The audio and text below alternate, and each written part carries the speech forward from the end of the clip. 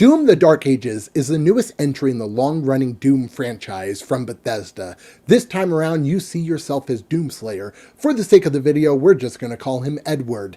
Edward is being controlled by the Makers, the Creed. I think that's what they're called. I've slept since then. And they are using him for their bidding. The Prince of the Hell, Prince Ospach, I can't remember his name, is trying to defeat the humans in an internal struggle. It is up to Edward to try and stop hell from freezing over. No, make hell freeze over. He's trying to stop hell from killing the humans.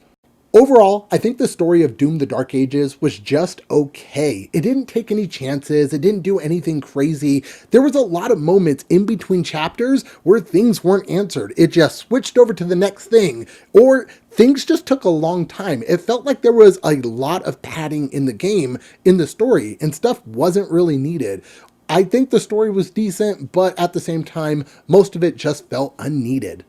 Now, Doom: The Dark Ages does something different. It takes a fast-paced first-person shooter that we've known and loved with Doom and instead has pulled it back and said, let's slow things down. Now, they've done something, and I don't necessarily agree with it, where you get a shield. And a lot of games now have been implementing the Dark Souls kind of thing, where you're blocking, attacking, rolling away, attacking, parrying, attacking. And that is exactly what Doom: The Dark Ages did, except you can't roll away or anything. Instead, you can block with your shield, you can parry with your shield, and then you attack. And it is a rinse and repeat process.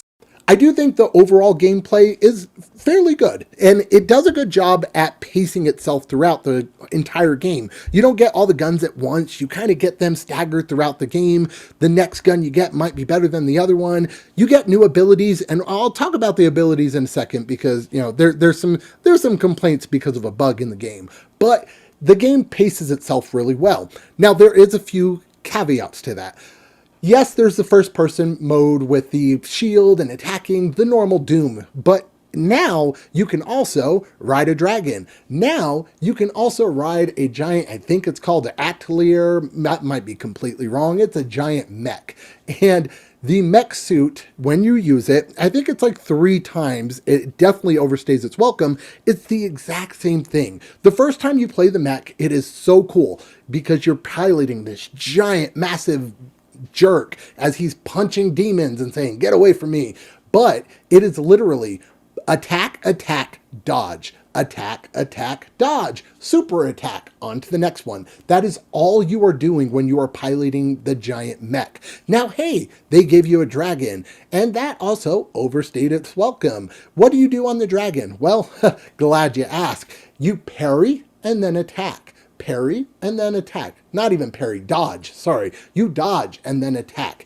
It is the same thing over and over with these. And unfortunately, that's how the game is with Doomslayer as well. Sorry, Edward. That is how it is with Edward. When you are fighting, you are shooting demons, killing them. Somebody hits you with a green attack, you parry it with your shield, and then you shoot them some more. It just feels like this game mechanic was a little bit of something that has been in too many games now. It just kind of felt overused, and yes, it's fun, but at the same time, I kind of wish it wasn't there. I think the addition of the shield is something that is really cool and unique to the game. It makes you feel like Captain America if his shield had a saw attached to it, but at the same time, I don't think it should have been all about parrying attacks and then attacking. I think it should have sticked with the fast-paced first-person shooter that we've grown to love with Doom, and just you also had a shield and you could do it. I wish that wasn't just the main component of the game. Overall, I think the graphics were fantastic in Doom: The Dark Ages. There was one moment a building exploded and the fire looked super fake. I was like, oh, that doesn't look right. But overall, I think the game looks fantastic. The music wasn't really memorable at all. It wasn't really anything where I'm like, yo, yeah, this soundtrack bops. It, like Halo, for example, you get that opening, that, and I did really bad. But it's something that really draws you in, and I don't think the music in Doom did any of that. Now let's get on to bugs and glitches, and there is a lot to talk about here. My biggest frustration is when you open up the map, you can see the collectibles on the map. Now when you exit the map, a lot of times you can no longer move forward. The game soft locks you with like a wall, and you have to step backwards and then go forward. If I'm looking at the map to try and see collectibles, see where I need to go and everything, it's very annoying that I can't step forward and I have to walk backwards before going forward. Also, talking about the map, multiple times in the game, the map completely removed every single thing on it. The only way I could fix it was by restarting the checkpoint. Once I restarted the checkpoint, everything popped up. Let's talk about restarting the checkpoint. When you die in the game, this happened a lot. It goes to a black screen and it loads like normal, but the game's about halfway through decided, hey, we're not going to load anymore. And there was a lot of times where if I did happen to die, it made it to where the black screen stayed and I could not progress in the game. I had to force close and go back in. Talking about the game closing, wow, this all just kind of rolls off. Talking about the game closing, I did have 2 times where the game crashed on me and I was like, cool, that's fun. Upgrading your stuff. I played on ultra hard difficulty. With the game having a bug where you cannot, it doesn't happen with everybody, but PowerPix, they have a really, really good guide. And on the guide, it says that it has happened with multiple people where if you go to purchase upgrades on multiple chapters, you will not get the trophy for unlocking all upgrades. I actually had this happen on Watch Dogs Legion, and that is the only trophy that is stopping me from getting the platinum on that. And I was like, not today. So we did the entire ultra hard run until the very, very last fight with no upgrades whatsoever. It was infuriating. It made the game way harder than it should have been. So a huge complaint there. I ran into a few other bugs, nothing too crazy.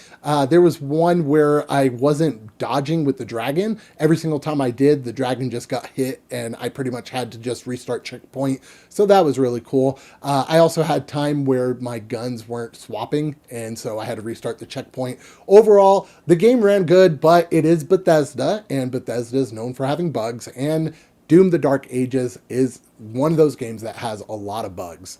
I also had another one where I went to go load into a chapter, and this happened actually a few times. I would go to load into a chapter and it would just kick me back out to the main menu. And I'll have a video right here so where you can see it. And instead of loading into the chapter, it just said, nah, you're going back to the main menu. So there was a lot of bugs in this game, and unfortunately, that really, really sucked. I would give Doom: The Dark Ages a 7.5 out of 10. It's a fun game. I definitely suggest it, but it doesn't do anything crazy with the story. The gameplay is fun, but albeit it's a little bit repetitive with the shield and the parrying and everything. I kind of wish it wasn't like that, but you know, we got what we got.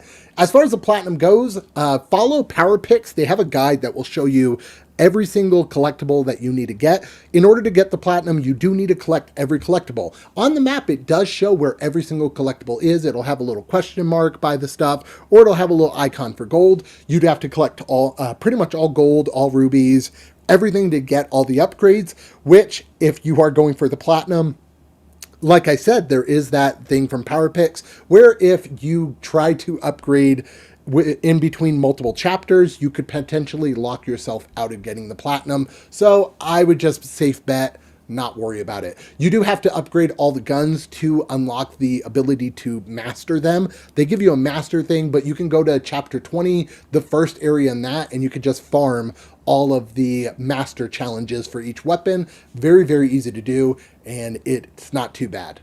I would give the Platinum Trophy difficulty a 2 out of 10. If you have any questions about the game, let me know in the comments down below. If you have any questions about Edward, let me know down below as well. I'll try and answer them. Team Edward, go Twilight. Other than that, this is Chris with the Platinum review for Doom: The Dark Ages. Thank you so much for watching. Don't forget to hit that like button and subscribe to the channel for more Platinum review goodness. I'll catch you on the next video. Keep getting those trophies.